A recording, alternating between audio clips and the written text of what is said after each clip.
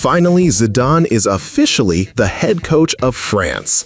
But the question is, why did it take this long for him to become the manager of the French national team? Was he deliberately waiting for the right moment all these years? Or was there something happening behind the scenes that the public never knew about? Will this decision bring France back to the top of world football, or will it become the biggest gamble of Zidane's career? In my opinion, this appointment is far more interesting than just a normal managerial change. The more I looked into the story, the clearer it became that this was the result of a long journey, filled with years of speculation, ongoing rumors, behind-the-scenes drama, and now a massive challenge waiting for one of the greatest legends in French football history. So in this video, I'm going to break down Zinedine Zidane's journey with France, from his days as a player to finally being introduced as the new manager of Les Bleus. From football legend to France's new hope. When I look at Zidane's journey, I actually don't see his appointment as France's head coach as something surprising. Instead, it feels like the ending of a story that was written decades ago. Zidane is not only a French football legend, he is the symbol of the golden generation of Les Bleus.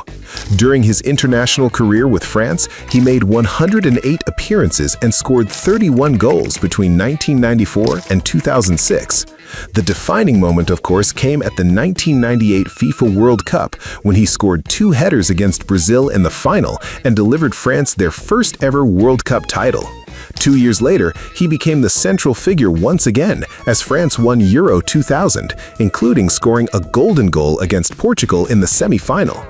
Those achievements helped him win the 1998 Ballon d'Or and cemented his place among the greatest footballers of all time. What makes Zidane's international career even more fascinating is the dramatic way it ended. In the 2006 FIFA World Cup, he carried France to the final after incredible performances against Spain, Brazil, and Portugal. Even in the final against Italy, he scored a legendary Panenka penalty that is still remembered today.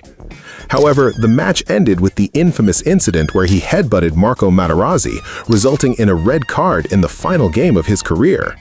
Although France eventually lost on penalties, Zidane was still awarded the 2006 World Cup Golden Ball as the tournament's best player. So when the French Football Federation finally appointed him as head coach in July 2026, I don't see it as the beginning of a new story. I see it as the continuation of a legacy that was never truly finished.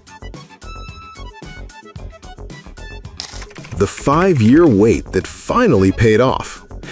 If there is one thing that makes this story different from a normal managerial change, it is Zidane's patience. Since leaving Real Madrid in 2021, he has practically stayed away from coaching jobs anywhere. Yet over the past 5 years, his name was constantly linked with Manchester United, Juventus, Paris Saint-Germain, and even a potential return to Real Madrid. Many managers would have immediately accepted opportunities as big as those, but Zidane chose to wait. Looking at various media reports, I see one consistent pattern. He was truly waiting for one specific opportunity that he considered the most special of all, managing his own country. What makes this even more interesting is that the French Football Federation had reportedly started preparing this plan as early as February 2025, long before Didier Deschamps officially ended his tenure after the 2026 FIFA World Cup. This means the decision wasn't a sudden reaction to poor results, but rather a carefully planned transition that had been prepared for years. After being officially introduced, Zidane himself admitted that he had been waiting for this opportunity for a long time. In my opinion, that decision shows a quality that is rare among modern managers, the willingness to sacrifice major opportunities in order to pursue the one job they truly dream of. Now that his long wait is over, the real pressure begins, because expectations from French supporters towards Zidane are higher than they have ever been for any manager before him. The end of Didier Deschamps' era, the beginning of Zidane's era.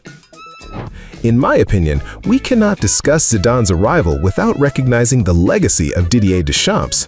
In his 14 years leading France since 2012, Deschamps guided his country to the 2018 FIFA World Cup title, the 2021 UEFA Nations League trophy, and reached the finals of Euro 2016 and the 2022 FIFA World Cup.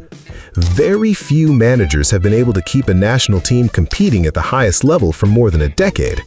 That's why Deschamps' decision to step down after the 2026 World Cup was not because he had lost the trust of the federation, but rather because he felt his cycle with the team had reached its natural conclusion. France's semi-final defeat against Spain at the 2026 World Cup became his final match as manager of Les Bleus. What makes this transition even more fascinating is the relationship between Deschamps and Zidane. Both men were teammates who helped France win the 1998 World Cup and Euro 2000. So this is not a story about rivals replacing each other. It is a passing of the torch from one legend to another. Even during his first press conference, Zidane openly thanked Deschamps for everything he achieved with the French national team. In my opinion, that's what makes this transition feel so special. There is no major conflict behind the managerial change, but there is one clear challenge. Zidane must prove that he is not simply continuing the Deschamps era. He must show that he can build a new identity capable of taking France back to the top of world football. The 5-year rumors have finally been answered. Over the past 5 years, I think almost every coaching cycle has been dominated by the same question: where will Zidane manage next? Whenever Manchester United were searching for a new manager, his name immediately appeared. When Juventus changed coaches, Zidane was linked once again. Even every time Real Madrid went through a difficult period, Spanish media constantly discussed the possibility of Zidane returning to the Santiago Bernabeu. Paris Saint-Germain were also rumored several times to have tried to convince him. These rumors kept coming back so often that many people began to believe Zidane was deliberately rejecting every offer that came his way. Now the answer is clear. Zidane was indeed waiting for the French national team job. I actually see this decision as one of the biggest gambles of his career. At club level, he already won 3 consecutive UEFA Champions League titles with Real Madrid and 2 La Liga trophies. But managing a national team is completely different. He cannot work with his players every single day, preparation time is much shorter, and every tournament can define how his entire career is judged. So in my opinion, all the rumors from the past 5 years have ultimately led to one reality. It wasn't Manchester United, it wasn't Juventus, it wasn't PSG, and it wasn't even Real Madrid. The job Zidane truly wanted from the beginning was always the position of French head coach. Zidane's real challenge has only just begun. If anyone thinks Zidane's job will be easier because France have a squad full of superstars, I actually see it the opposite way. He will be managing players like Kylian Mbappé, Ousmane Dembélé, Michael Olise, Bradley Barcola, Désiré Doué, Eduardo Camavinga, Aurélien Tchouaméni, and William Saliba. On paper, this is one of the strongest squads in world football, but history has shown that collecting great players does not automatically create a great team. Zidane's biggest challenge is not discovering new talent, it is bringing all those players together into a system that is both effective and exciting to watch. The pressure on him will also be much greater than when he managed Real Madrid. French supporters don't just want victories, they also want a more attractive style of football compared to the Didier Deschamps era, which was often criticized for being too pragmatic. On top of that, Zidane's success at club level has created almost impossible expectations. The goals set for him are not simply qualifying for major tournaments, but winning Euro 2028 and the 2030 FIFA World Cup. In my opinion, this is the true test. Zidane has already proven himself as a legend both as a player and as a club manager. Now he has one final opportunity to complete his legacy by bringing his own country back to glory as the head coach of France.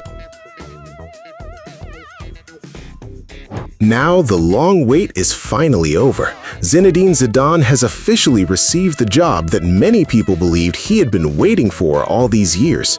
But from this moment forward, all his trophies with Real Madrid and all the unforgettable memories from his playing career will no longer be enough. The only thing the public will remember is this: can he take France back to the top of world football as a manager? What do you think? Will Zidane succeed in leading France to the Euro 2028 title or even the 2030 FIFA World Cup? Share your opinion in the comments, and don't forget to subscribe to this channel because I will continue covering the latest developments in world football.